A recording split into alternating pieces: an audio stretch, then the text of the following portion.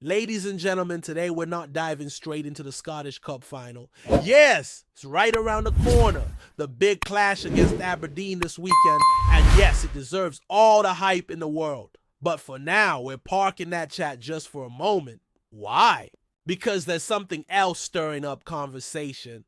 Something, or better said, someone who just refuses to stay out of the headlines. We're talking strikers today, and right at the center of it all is a name that Celtic fans know all. Too well, Georgios Jaku Makis. That's right, the man, the myth, the striker who split opinion during his time in Glasgow is back in the news. And he's not just being talked about, he's the one talking. Out of nowhere, Jaku Makis has opened the door to a potential return to Celtic, saying out loud what many fans have been whispering for months, maybe even years. He wants to come back. He still dreams of pulling on the hoops. And just like that, a conversation that felt like it had finally been put to bed has exploded all over again. I mean, what a way to inject some drama into the lead up to a cup final, right? Now, let's be honest here. This isn't the first time the idea of Jaku Makis returning has popped up. It's like that old friend you haven't seen in years who suddenly starts liking your Instagram stories again. You kind of knew something was coming. Ever since he left Parkhead, his name has never truly disappeared from the fan base's discussions. And I'll be real with you, I used to be a massive fan of Jaku Makis. Still am in many ways. I was one of those few voices back when it wasn't exactly a popular opinion saying that I preferred him to Kyogo. Yeah, I know how that sounds. Now, but at the time I just loved the idea of having a proper, physical, old school number 9 up top. The kind of striker who loves a scrap, thrives with his back to goal, and doesn't mind throwing his weight around against defenders. That was Jaku Makis to a T. He scored goals. He ruffled feathers. He wasn't pretty, but he was effective. And let's not kid ourselves. He left far too soon. It wasn't just about his ability, it was about the dynamic. Kyogo was undroppable, plain and simple. The man was on fire, and Jaku Makis just couldn't get a look in. And fair enough, if you're a striker in your prime, you want to play football. You don't want to be stuck on the bench no matter how much you love the club or how loud the fans sing your name. So yeah, he moved on. It made sense. But here we are again, back at square one, with his name making the rounds and supporters split right down the middle about whether he should be brought back. So what sparked all this? An exclusive interview with the Daily Record. Jaku Makis didn't hold back. Said he was hurt when he left. Said he would love to play for Celtic again. Even went as far as calling it a dream. He admitted his exit wasn't smooth, that there were issues behind the scenes, tensions with the manager at the time, Ange Postecoglou, and even with figures in the boardroom. But through it all, he kept circling back to one thing, the fans and how much playing for Celtic meant to him. Now, when a player starts waxing lyrical about his time at a club, you usually take it with a pinch of salt. But this didn't feel like your standard PR fluff. This felt raw. He even referenced Jota and how seeing his old teammate return after stints abroad made him think about coming back too. He said watching Jota made him wonder what it would feel like to come home.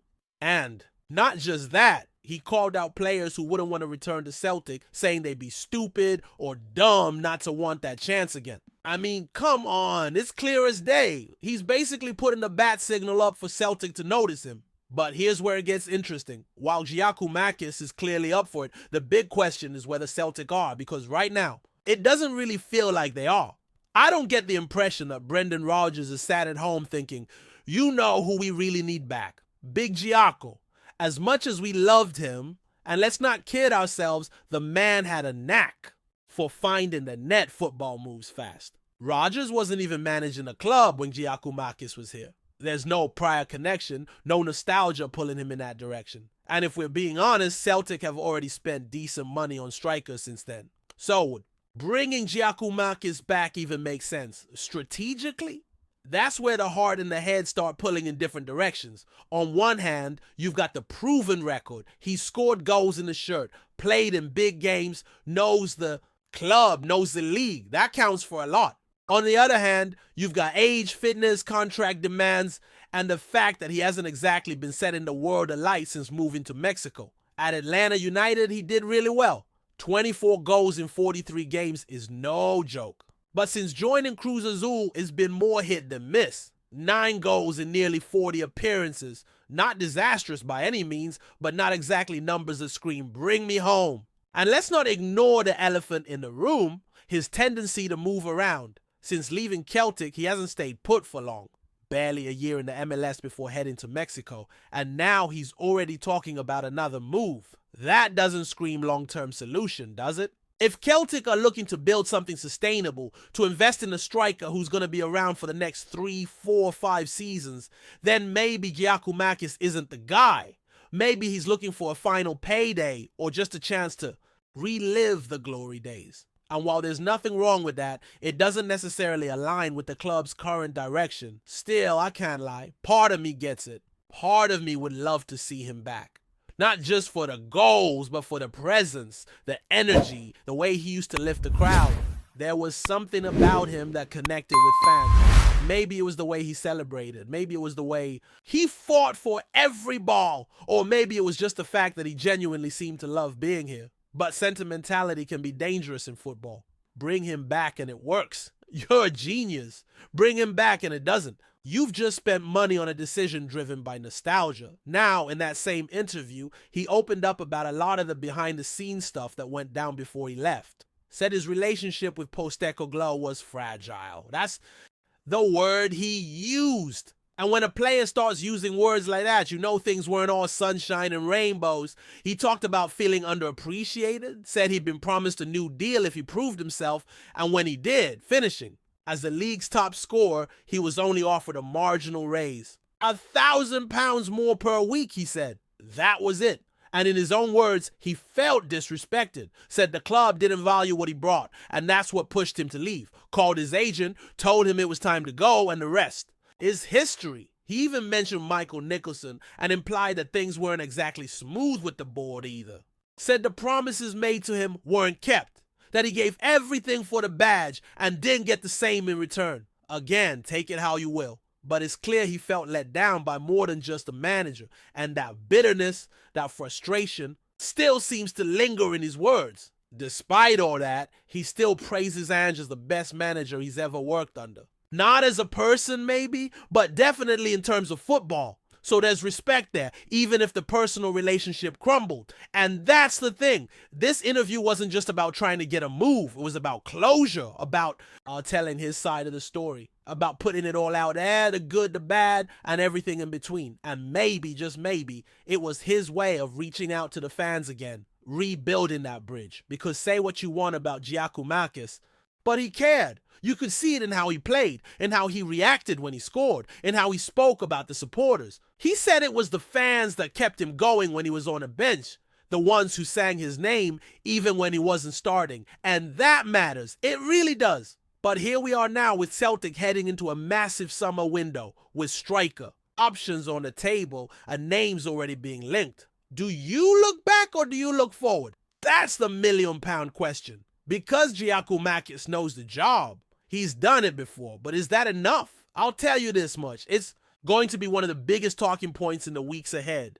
We'll hear arguments for and against. People digging up old highlight reels, debating whether he fits into Rodgers' system, whether the wages would make sense, whether he's the right man for this moment in time. And honestly, I don't know where I land yet. My heart says yes, my head says no. But either way, the door's open. And Jaku Makis is standing right there waiting to see if anyone invites him back in. Before we proceed, subscribe to our channel and enable notifications to receive all exclusive news about Celtic FC. Don't miss any details about your favorite team. It's extremely important for Celtic FC fans. In a jaw-dropping twist few could have foreseen, Rangers midfielder Nicholas Raskin has reportedly signed with arch-rival Celtic, sending shockwaves through Scottish football and igniting furious debate across Glasgow. The rumor, which began circulating late Sunday night, has left fans from both sides of the Old Firm rivalry reeling with disbelief and speculation. Raskin, 23, joined Rangers in January 2023 from Standard Liège and quickly established himself as a key figure in the midfield. Known for his tenacity, vision, and technical prowess, the Belgian international became a fan favorite at Ibrox. His energy and commitment on the pitch helped define Rangers' midfield in recent seasons, making his alleged move to Parkhead all the more unthinkable. If confirmed, Raskin's transfer would mark one of the most controversial moves in recent Old Firm history. Recalling memories of Mo Johnston's sensational switch from Celtic to Rangers in the late 1980s, a betrayal still discussed in hushed tones among older supporters. The reaction has been immediate and fierce. Rangers fans have flooded social media with disbelief and anger, branding Raskin a traitor and questioning the club's leadership for allowing such a move. Meanwhile, Celtic supporters have reacted with a mix of excitement and confusion, unsure whether to celebrate the signing or remain wary of welcoming a former rival. Neither club has yet issued an official statement, but sources close to Celtic suggest that personal terms have been agreed and a medical is imminent. Should the deal go through, it would send a powerful signal of Celtic's intent ahead of the new season and potentially deepen the animosity between the clubs. For Raskin, crossing Glasgow's football divide would not only reshape his career, but his legacy in Scottish football. If he thrives in green and white, he could go down in history as one of the most audacious and impactful transfers the league has ever seen. But should he struggle, the weight of betrayal and expectation could become a burden too heavy to bear. As fans await confirmation, one thing is certain: Scottish football hasn't witnessed drama like this in years. Hello, fan! Don't forget to like and subscribe to the channel, as it means a lot to Celtic FC. Also, share your opinion about the news in the comments below. See you in the next video.